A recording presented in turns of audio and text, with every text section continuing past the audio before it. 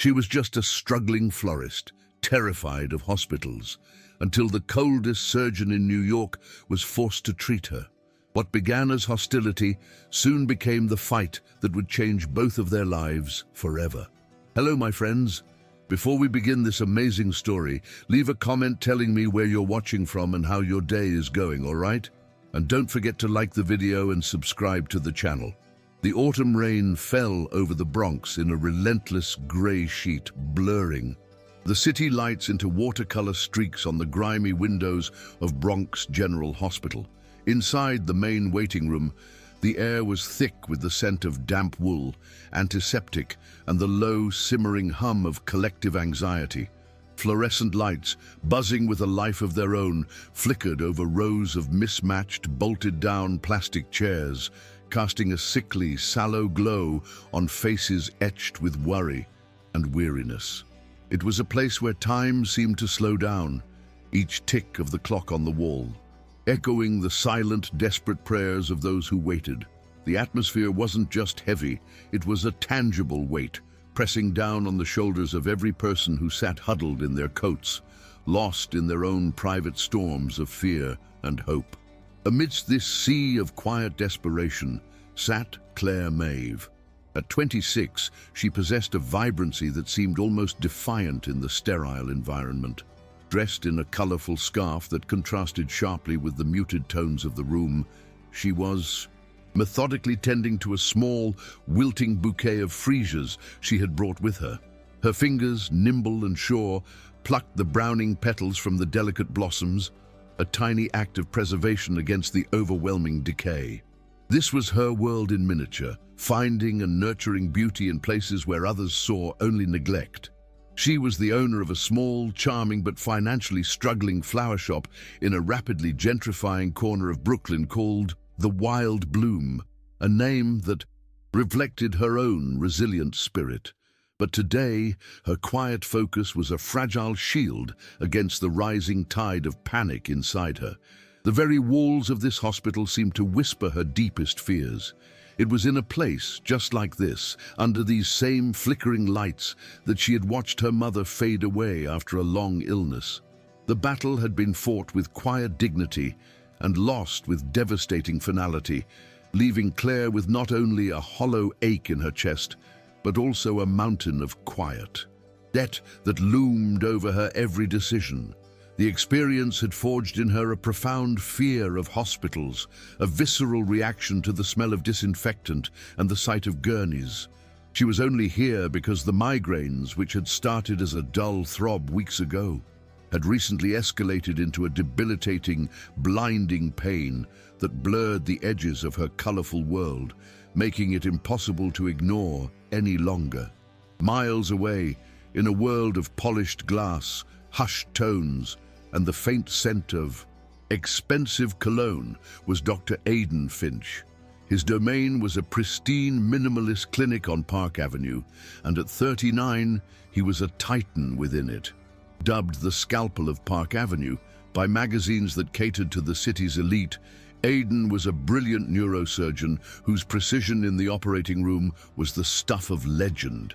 His personality was a direct reflection of his practice, emotionally detached, ruthlessly efficient, and imbued with an unshakable arrogance born of an unparalleled success and a lifetime of being told he was the best. He approached his patients not as people, but as complex biological puzzles to be solved, their humanity an irrelevant variable in the grand equation of diagnosis and treatment. His life was a fortress of control. However, that fortress had been breached. The perfect sterile order of his life, from his surgically clean penthouse overlooking Central Park to his meticulously curated schedule, had been compromised. Dr. Finch was currently serving a mandatory 6-month pro bono rotation at Bronx General, a penance. This was the unspoken consequence of a devastating professional scandal. A high-risk, experimental surgery on the patriarch of a wealthy, powerful family had resulted in a catastrophic, irreversible outcome. The matter had been quietly settled out of court with a non-disclosure agreement and an enormous sum of money, But the price for his reputation was this exile to the front lines of the public health system he so openly disdained, a world of chaos, scarcity, and emotional messiness he found utterly contemptible. Aidan strode through the chaotic waiting room of Bronx General like a man forced to walk through a sewer in a bespoke suit. His jaw was tight, his handsome face a mask of pure, unadulterated disdain for the inefficiency and human frailty that surrounded him. He was late, he was inconvenienced, and a cold fury simmered just beneath his calm exterior. He saw the patients not as people in need, but as obstacles, sources of noise and germs that were an affront to his ordered existence. Each cough, each crying child grated on his nerves, a constant reminder of how far he had fallen from the hallowed halls of his Park Avenue practice. He was a king in exile, forced to rule over a kingdom of squalor he didn't want. A tired, disembodied voice crackled over the ancient intercom system, the words barely intelligible over the background noise. Claire Maeve, Consultation Room 3. Relief and dread warred within Claire as she slowly gathered her worn coat and the small glass vase of freesias. As she stood and turned to navigate the crowded space, her movement coincided perfectly with Aidan's impatient stride. She stumbled directly into his path, her balance lost for a split second. The water from the little vase, her small token of beauty, sloshed over the edge and splashed directly across the immaculate, hand-stitched Italian leather of his shoes. Time seemed to freeze, the low hum of the room fading into a pinpoint of silence as the dark droplets marred the perfect shine of the leather. He stopped dead. His gaze dropped to the offending water on his $1,000 shoes, then slowly, deliberately, lifted to her face. His grey eyes, which could have been described as handsome moments before, turned to chips of ice. The disdain he felt for the entire room now focused with laser-like intensity on her. "My God, can you not watch where you are going?" he said, his voice a low, cutting baritone that sliced through the air. It wasn't a question, it was an indictment. Some of us have actual work to do, not play with flowers. The words were designed to wound, to put her firmly in her place as just another piece of the incompetence he was being forced to endure. Mortification bloomed across Claire's face, a hot, painful flush that traveled from her neck to the roots of her hair. The entire waiting room seemed to be watching, their gazes a mixture of pity and morbid curiosity. "I'm so sorry," she stammered, her voice barely a whisper. I didn't see you. I'm truly sorry." Her apology was sincere, but it was met with a wall of sheer indifference. He saw her not as a person, but as a clumsy annoyance, a symbol of the disorder he loathed. He wanted her to feel as small and insignificant as he felt this place was.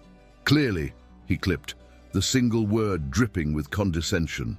Without another glance at her or his sullied shoes, he brushed past her, his shoulder grazing hers with dismissive force, leaving her standing alone in the sudden silence. The hushed whispers that followed felt like tiny needles against her skin. Humiliation burned in her cheeks, hot and bitter. Taking a deep, shaky breath, she clutched her vase and walked on trembling legs toward room 3. She pushed open the heavy door, her heart plummeting into the pit of her stomach. There, behind the worn wooden desk, his face a thundercloud of irritation as he wiped his shoe with a tissue, sat the very man she had just collided with. The air in the small, windowless room in the heart of the Bronx crackled with a hostile, suffocating tension. The consultation began under the weight of the room's suffocating silence. Aidan Finch sat behind the desk, a bastion of cold authority, while Claire felt impossibly small on the patient's chair, the wilting freesias on her lap, a pathetic mockery of the vibrant life she tried to cultivate. His eyes, the same grey chips of ice from the hallway, scanned the preliminary notes on his screen, deliberately avoiding her gaze. The animosity from their first encounter had not dissipated, it had concentrated, turning the air thick and difficult to breathe. He resented her for being there, for being a part of his penance, and for the unprofessional clumsiness that had marred his shoes and, more importantly, his composure. He was determined to make this interaction as brief and clinically sterile as possible, a simple transaction of information. Your GP noted persistent escalating headaches, accompanied by blurred vision and occasional nausea, he began, his voice devoid of any warmth or empathy. It was the voice he used to dictate notes, not to speak to a frightened human being. For how long have you been experiencing the blurring of your vision? He fired off questions like bullets from a checklist: timing, intensity, frequency. Each one was a stark, impersonal probe into her suffering, designed to extract data, not to understand her experience. He never once used her name, referring to her symptoms as if they were a mechanical failure he was tasked with diagnosing, a frustrating puzzle that was wasting his valuable time away from meaningful, complex work. He leaned back in his chair, steepling his fingers, his expression unreadable but for the faint tension in his jaw. Given the severity and persistence of your symptoms, standard procedure dictates we must consider the most likely culprits. We're looking at a range of neurological possibilities, but we cannot rule out the presence of an intracranial mass. He let the words hang in the air, a clinical euphemism that was somehow more brutal than the alternative. In layman's terms, a tumor. The scans I'm ordering will give us a definitive picture of the topology and nature of any potential growth. He delivered the line with the emotional detachment of a mechanic discussing a faulty engine part, bracing himself for the tears and panic he saw as an inevitable, tedious part of the process. But the outburst he anticipated never came. Claire absorbed the word tumor, letting it settle into the terrified space in her mind. A wave of cold fear washed over her, so intense it made her feel dizzy, and she gripped the edge of her chair to steady herself. She could feel the ghost of her mother's illness in the room, the familiar dread of a fight she wasn't sure she had the strength for. Yet, as she looked at the arrogant, beautiful, and utterly cold man in front of her, her fear was eclipsed by a strange, disarming, and deeply human curiosity. She saw past the scalpel of Park Avenue and saw a man hiding inside a fortress of his own making, and an inexplicable impulse took hold of her. Her voice, when she finally spoke, was soft but steady, cutting through his cold clinical atmosphere with its sheer unexpectedness. She looked directly into his eyes, forcing him to finally acknowledge her as more than a set of symptoms on a chart. "Doctor?" she began, her gaze unwavering despite the tremor in her hands. If it is a growth..." She paused, taking a breath to steady herself. "What color do you imagine it is?" The question was so profoundly out of place, so poetic in its clinical absurdity, that it seemed to hang in the air between them, shimmering with a logic entirely its own. It wasn't a question for a surgeon. It was a question for a person. The query acted like a system shock to Aidan's meticulously ordered mind. His brain, which operated on a plane of surgical trajectories, pathological certainties, and statistical outcomes, simply did not have a file for this kind of input. Color? The concept was so irrelevant, so fundamentally artistic and not scientific, that it short-circuited his entire process. He was momentarily speechless, his rehearsed responses and clinical shields rendered useless. For the first time in his professional life, he was forced to see a disease not as a grainy black and white image on a scan or a slide under a microscope, but as something with a place in a person's imagination. This simple, absurd question was the first hairline crack in the stone facade he had spent a lifetime building. He blinked, flustered, and a flicker of something other than irritation crossed his face. He quickly tried to regain his footing, to retreat to the safety of his medical jargon. "Color is an irrelevant diagnostic metric," he said, his voice a bit too sharp, betraying his unease. "Pathologically, meningiomas are typically homogeneous, grayish-white masses. He tried to make the answer sound definitive, dismissive, but the damage was done. He had been forced to picture it, and the image of a colorless, lifeless growth now felt incomplete. The ghost of her question lingered long after she had been escorted away for her scans, a tiny, vibrant anomaly in his sterile black and white world, a splash of unwanted color. The MRI scans confirmed his initial hypothesis, but the reality was worse than he'd anticipated. Claire had a large, dangerous meningioma, lodged precariously, its tendrils intimately involved with the major arteries supplying her brain. It was a textbook case of a high-risk, technically demanding tumor. The surgical challenge was immense, requiring a level of precision and nerve that few surgeons possessed. A small part of Aiden's ego, the part that had earned him his reputation, roared to life.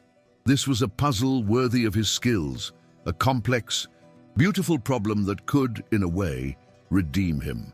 This was the kind of challenge that could make him forget he was in the Bronx at all.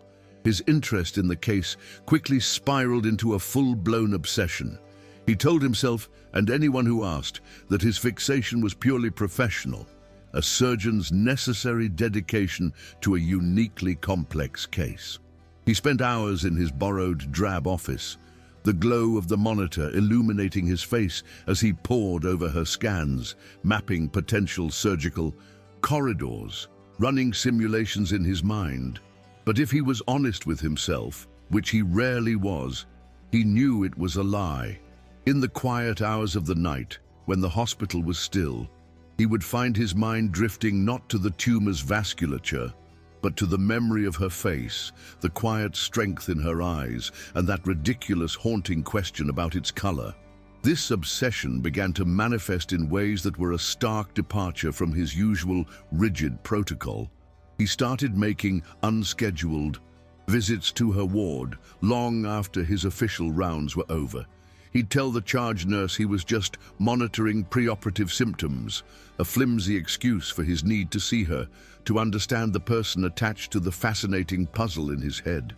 He wouldn't go in, not at first. He would stand in the doorway of her shared room, partially hidden, and just watch.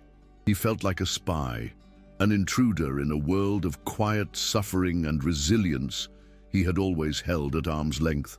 And he was both repelled and inexplicably drawn to it. During one of his clandestine observations, he watched as Claire, looking pale and weary, engaged in a soft conversation with the terrified elderly woman in the bed next to her. The woman was crying silently, her body trembling. Claire reached out, her hand gently covering the woman's frail one, and began telling her a quiet story about a stubborn little rosebush in a neglected city park that, against all odds, produced the most beautiful, fragrant blooms. Every single year, Aiden watched as the old woman's tears subsided, replaced by a watery, grateful smile. He felt a strange, unfamiliar pang in his chest, a sensation he couldn't immediately identify. It was a feeling, and he loathed feelings. On another evening, he saw her share a small box of expensive-looking cookies, undoubtedly a gift from a visitor, with a junior nurse who looked ready to collapse from exhaustion. "You look like you need this more than I do," Claire said to the young woman, her voice gentle. "Go on, take the whole box." The nurse's exhausted face broke into a look of profound gratitude. It was a simple, uncalculated act of kindness, an impulse of generosity that Aiden found baffling. In his world, every action had a purpose, a strategic goal. This was just pure, unadulterated humanity, a currency he had long since stopped trading in. A few days later, a large cardboard box arrived for her. He watched from his usual spot in the doorway as she opened it, her face lighting up with the first genuine, unguarded joy he had seen from her. It was full of flowers from her shop, a chaotic assortment of what she called her wild blooms, delphiniums, cosmos, zinnias. Ignoring the sterile ward rules, she began arranging them in plastic water cups, placing a small, vibrant bouquet on every patient's bedside table. On the nurse's station, even in the dreary hallway, slowly, miraculously, the grim, colorless ward began to transform into a place of faint, resilient beauty, the air filling with a soft, sweet fragrance that fought against the ever-present smell of antiseptic. Aidan found himself deeply annoyed, yet he couldn't look away. This was sentimental nonsense. It was impractical, unhygienic, and a breach of protocol. Yet he could not deny the tangible shift in the ward's atmosphere. The nurses were smiling more. The patients seemed a little brighter, their conversations a little lighter. She had, with a box of dying plants, altered the emotional chemistry of a space he considered immutable in its misery. He was furious at her for proving him wrong, for demonstrating a power that had nothing to do with scalpels or science, and for making him feel something other than cold, hard disdain for his surroundings. His carefully constructed professional detachment was not just crumbling, it was being actively dismantled, piece by a florist with a brain tumor. He found himself thinking of her not as the meningioma in bed, but as Claire. He remembered the exact shade of her colorful scarf on the first day, the way her brow furrowed in concentration as she arranged the flowers, the soft cadence of her voice when she spoke to the old woman. He was losing his objectivity, his greatest asset, and the realization terrified him far more than any surgical complication ever could. He was losing control, and Claire Maeve was the cause. The impulse, when it struck, was as illogical and unwelcome as her question about color.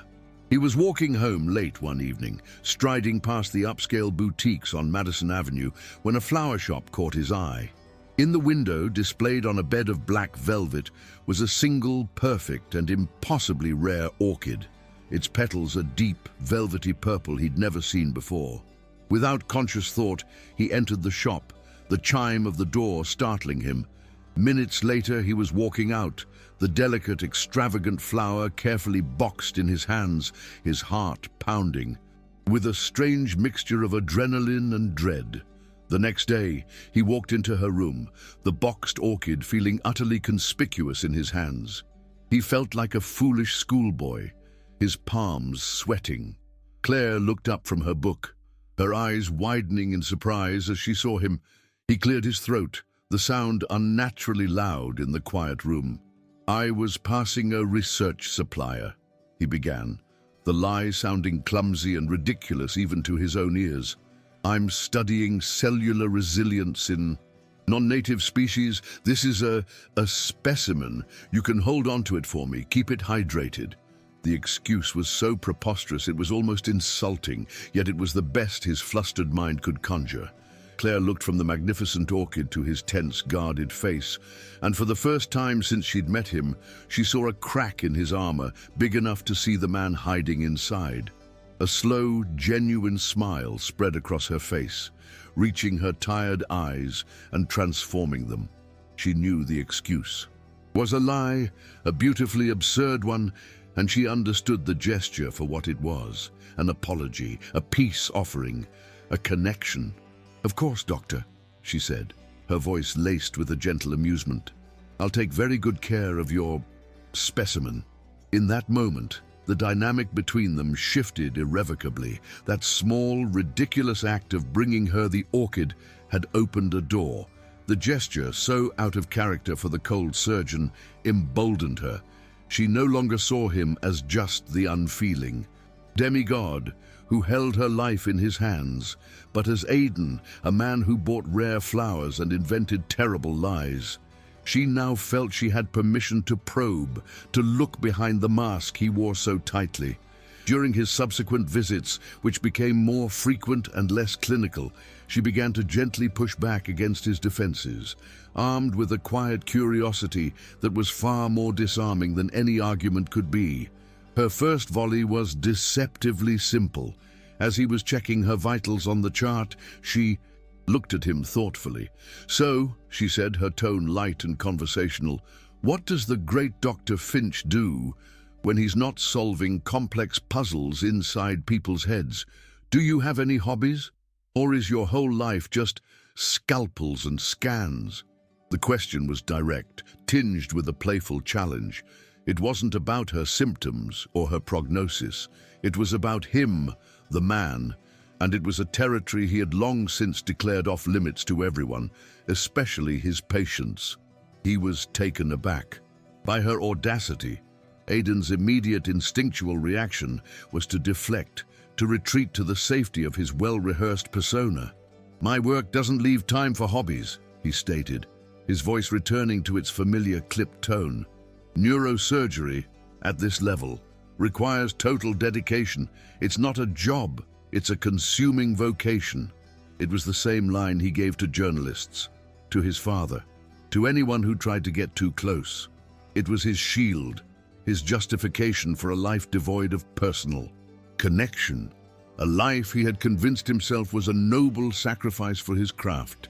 It was a lie he had told so many times, he almost believed it himself. But Claire didn't accept it. She tilted her head, a small, knowing smile playing on her lips. "Total dedication sounds incredibly lonely," she countered gently, her insight hitting him with surprising force. "Don't you ever just waste a bit of time? You know, go for a walk without a destination, lie on the grass and look at the clouds. Watch a silly movie that makes you laugh." The concepts were so alien to him, so antithetical to his life of militant efficiency and purpose, that he found himself at a complete loss for words. Wasting time was, in his view, a cardinal sin. He had no answer. The silence stretched between them, filled only by the distant beeping of machines in the hallway. He, Dr. Aiden Finch, the man who always had the answer, the solution, the diagnosis, was rendered mute by a simple question about wasting time. The realization was both infuriating and, to his astonishment, deeply intriguing. He felt a sudden, powerful urge to know what it felt like to do just that, to simply exist for a moment without a goal, without a problem to solve. He felt a chink in his armor widen, letting in a sliver of terrifying, brilliant light. Their daily interactions evolved into a new, unspoken routine. He would arrive, ostensibly to discuss medical updates, her blood pressure, the results of a new scan, and she would listen, patiently, before launching her own gentle interrogation. "What kind of music do you listen to, Aiden? Or is it just the sound of beeping monitors? Did you have a pet when you were a kid?" The questions were small, simple, yet they were like tiny, persistent tremors against the walls of his fortress, shaking loose memories and feelings he had buried long ago under layers of ambition and arrogance. And to his own profound surprise, he began to answer, hesitantly at first, with one-word replies, and guarded shrugs, but her genuine interest was a solvent dissolving his defenses. One afternoon, in a low voice, he told her about a beagle named Rusty he'd had as a boy, a mischievous creature who was the only living being he'd ever felt unconditionally loved by. He hadn't spoken that dog's name or thought of him in decades. As he left her room that day, he felt strangely lighter, as if a great pressure had been slightly eased from his chest. He was deeply, profoundly unsettled. The rigid lines were blurring. The surgeon and the patient were fading away, and two people were beginning to emerge in their place. The delicate, unspoken connection between Aiden and Claire did not go unnoticed. In the enclosed ecosystem of a hospital ward, secrets have a short lifespan. Nurses began to exchange knowing glances when the celebrated Dr. Finch made his third, unscheduled check-in of the day, his visits lingering far longer than any medical necessity would require. The gossip, once confined to hushed whispers at the nursing station, started to bloom. It was a curious, captivating drama, the arrogant, fallen surgeon from Park Avenue and the gentle, resilient florist from Brooklyn. Their growing bond was an anomaly, a splash of unexpected warmth in the cold, clinical environment, and everyone was watching to see what would happen next. The whispers eventually reached the ears of Dr. Evelyn Vance, ambitious, sharp, and possessing a network of contacts throughout the city's medical landscape. Evelyn had been a colleague and rival of Aidan's on Park Avenue. She arrived at Bronx General under the flimsy pretext of a cross-departmental consultation, her true mission being reconnaissance. She found Aidan in the hallway outside Claire's room and saw it instantly. It was in the way he leaned against the doorframe, the uncharacteristic softness in his posture, the look of unguarded, conflicted warmth on his face as he watched Claire sleep. It was a look Evelyn had never seen on him before, and her professional jealousy curdled into something sharper and more dangerous. Evelyn knew every sordid, sealed and settled detail of Aidan's professional scandal. She had always viewed him as a rival to be overcome, and his exile had been a satisfying victory. Now, seeing his clear emotional attachment to a charity case patient, she saw not a burgeoning romance, but a pathetic, exploitable weakness. This was the final nail in his career's coffin, the ultimate proof that he had lost the cold, detached edge that had made him great. She could use this. With the right push, she could ensure that Dr. Aidan Finch would never again be in a position to compete with her for prestige, funding, or the top spot on Park Avenue. Her first move was a discreet, carefully worded phone call. Miles away in a penthouse office overlooking Wall Street, Harrison Finch Sr. took the call. Aidan's father was a titan of industry, a cold, domineering patriarch who ruled his family with the same ruthless efficiency he applied to his corporate empire. He was the architect of the Finch legacy, a name synonymous with power, perfection, and untouchable success. He had orchestrated the cover-up of Aidan's scandal with surgical precision, viewing it not as a personal failure, but as a temporary stain on the family's public image, a problem to be managed. His son's emotional state was irrelevant. The family's reputation was everything. Harrison's reaction to Evelyn's concerned report was not one of fatherly worry, but of cold fury. He listened silently as she detailed Aidan's unprofessional attachment. In his mind, Claire Maeve was not a person battling a life-threatening illness. She was a variable he had not accounted for, a complication. He saw her as a commoner, a nobody from an outer borough, and most dangerously, a potential gold digger who could drag the Finch name through the mud. This attachment was an unacceptable public embarrassment, a further tarnish on a legacy he had spent his life building. He decided with chilling resolve that he would have to intervene personally and excise this problem. Evelyn's next move was less subtle. She placed another call, this time to a sleazy tabloid journalist she kept on her payroll for just such occasions. The next day, the journalist was camped out across from the hospital entrance. His patience was rewarded. Late that evening, Aidan, in a moment of profound empathy for Claire's confinement, broke protocol and wheeled her outside for a few minutes of fresh night air. As he gently helped her from the wheelchair to a bench, his arms securely around her frail shoulders, a series of flashes lit up the darkness. The moment of quiet tenderness was stolen, captured, and twisted. The article appeared online the next morning, a Molotov cocktail thrown into their fragile, developing world. The headline was a masterpiece of sleazy insinuation. Disgraced Doc's bedside manner. Vulnerable patient or Park Avenue. Prey? The grainy, long-lens photo of Aidan holding Claire was plastered below, their intimacy made to look predatory. The story was a toxic blend of half-truths about his scandal and outright lies about his intentions, painting him as a manipulative predator, taking advantage of a sick, vulnerable woman. The humiliation was swift and brutal, a public shaming that struck at the very heart of the cautious trust they had begun to build. That afternoon, Harrison Finch Sr. arrived at Bronx General. He did not storm in with righteous anger. His power was far quieter and more absolute than that. Dressed in a flawless, bespoke suit, he moved through the chaotic hospital with an air of untouchable authority that parted the crowds before him. He found Claire's room, dismissed the attending nurse with a quiet, icy command, and entered, closing the door softly behind him. The air grew cold, the vibrant flowers in their plastic cups seeming to wilt in his presence. He was a creature of a different world, and he had brought its chilling atmosphere with him. He did not raise his voice. His cruelty was a far more refined and devastating weapon.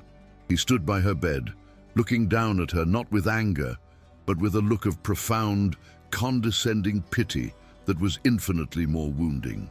"My son," he began, his voice a low, cultured murmur, "has always possessed a misplaced and, quite frankly, destructive sense of heroism. It is a flaw in his character I have repeatedly tried to correct." He framed his presence as an act of paternal concern, a necessary intervention to protect them both from Aiden's supposed weakness, making Claire feel like a child being scolded. Then came the final, crushing blow. He reached into his coat and produced a cashier's check, placing it on her bedside table. The number of zeros was staggering. "A charitable donation," he said smoothly, "to help with your unfortunate situation. It is enough to secure the finest private medical care anywhere in the world you might choose. A fresh start." He paused, letting the weight of the offer settle. "All I ask in return," he continued, his voice dropping to a near whisper, "is that you allow my son to salvage what is left of his career without complications." The message was brutally clear.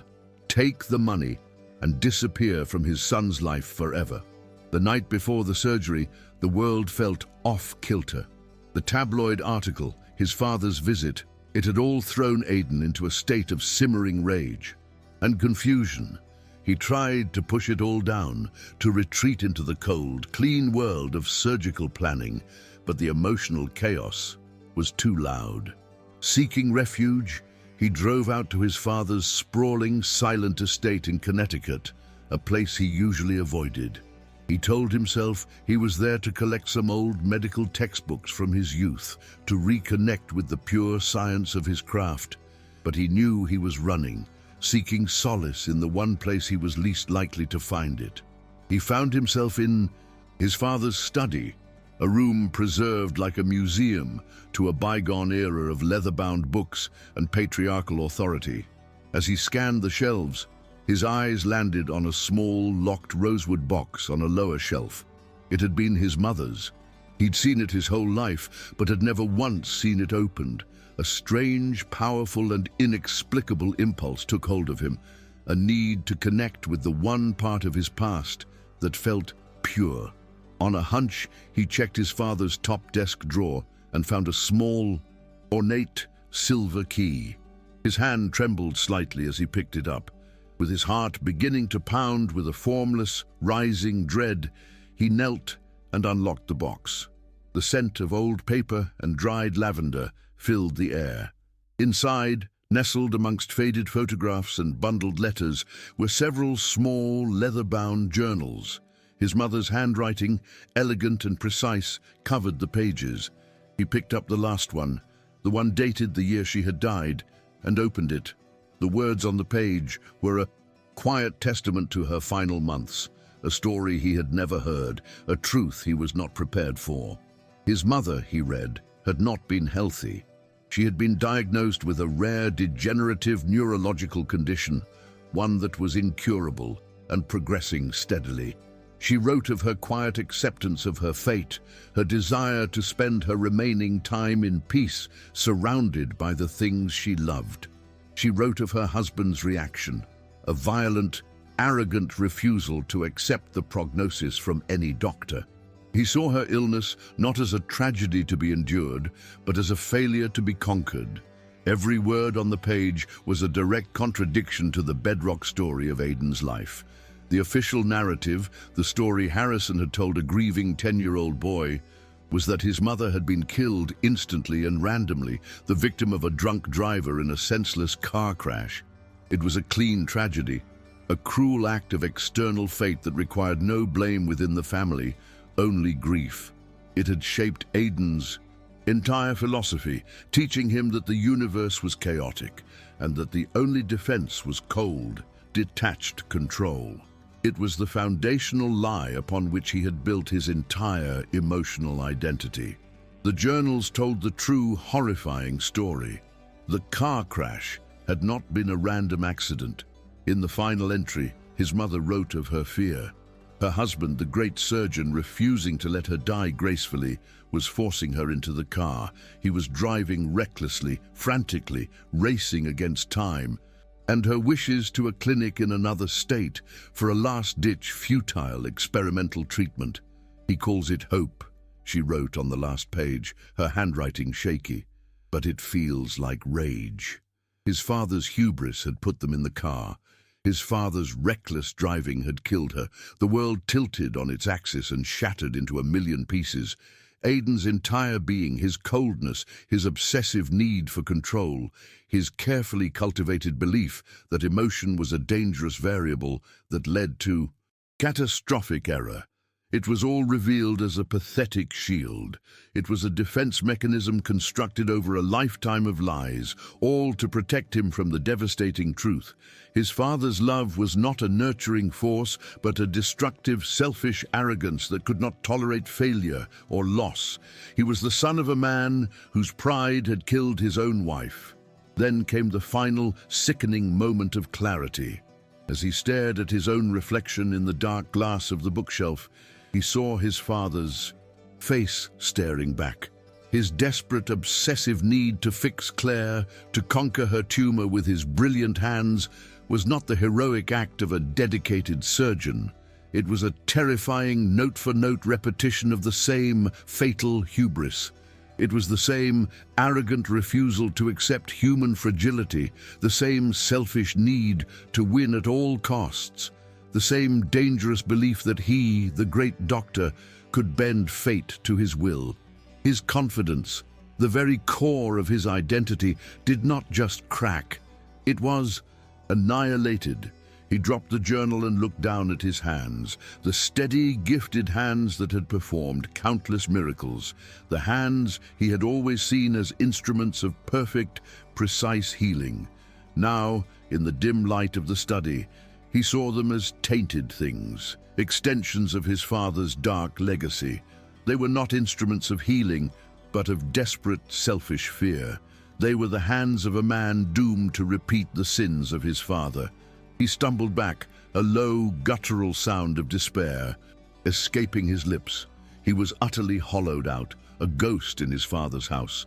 He could not perform the surgery. How could he cut into Claire's brain, her beautiful, vibrant mind, to save her, when he was driven by the very same fatal flaw that had destroyed his own family?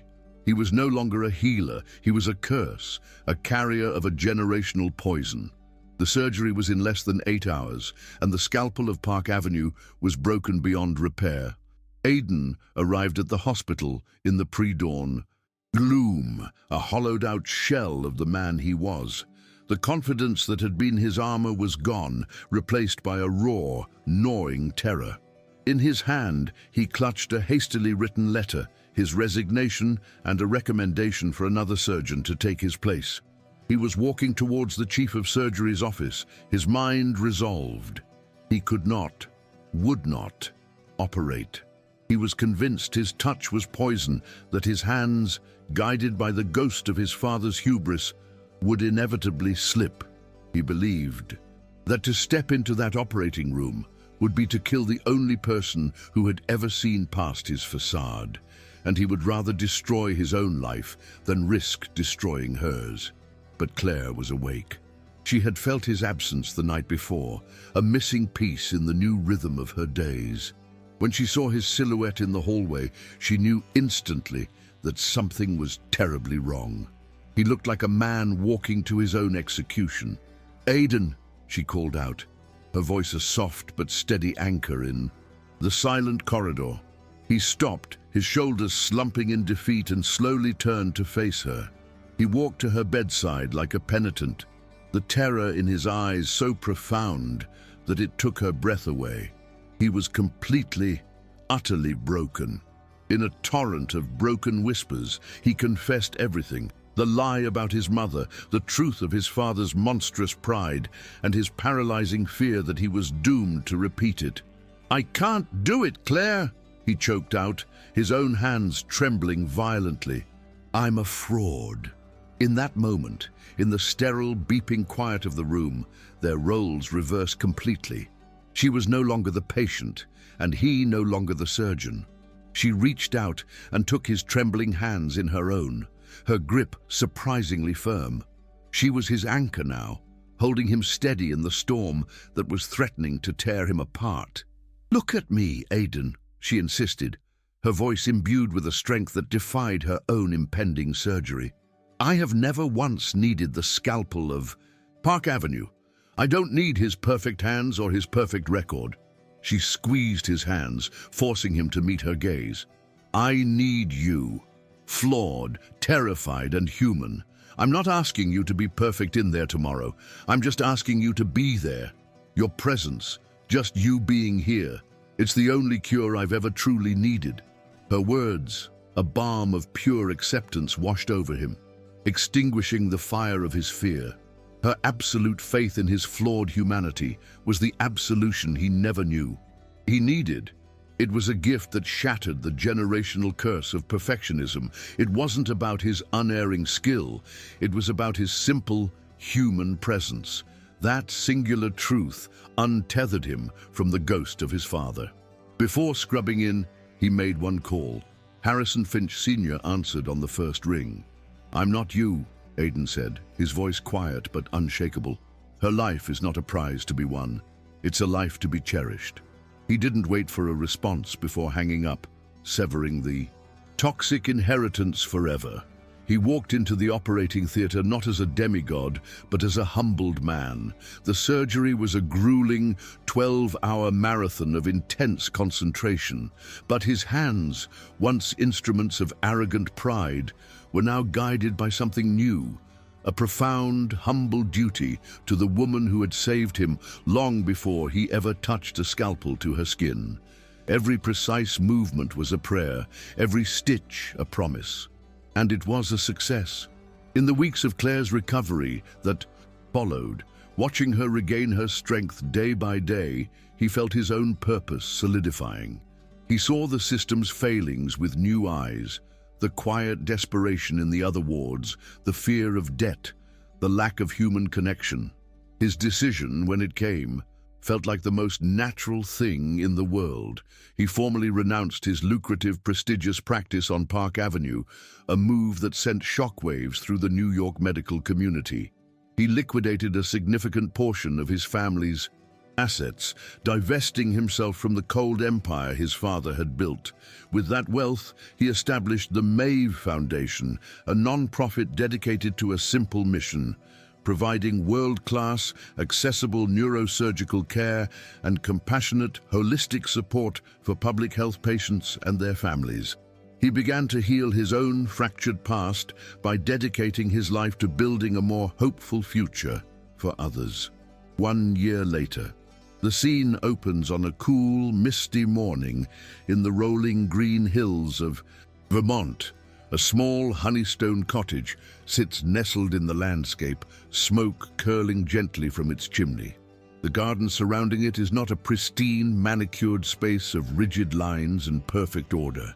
Instead, it is a beautiful, chaotic, and vibrant explosion of life. Foxgloves reaching for the sun, rambling roses climbing the walls, and wildflowers mixing with cultivated blooms. It is clearly Claire's design. Here, Aidan is on his knees in the rich, dark earth. The bespoke suits are gone, replaced by a simple worn sweater and mud-stained trousers. He is unrecognizable as the man he once was, and completely at peace. Claire, her hair grown back, her face radiant with health and happiness, kneels beside him. They are planting a new bed of freesias, the same flowers that brought them together in a bleak waiting room an eternity ago. She hands him a small, earthy bulb, its unassuming form holding the promise of future beauty.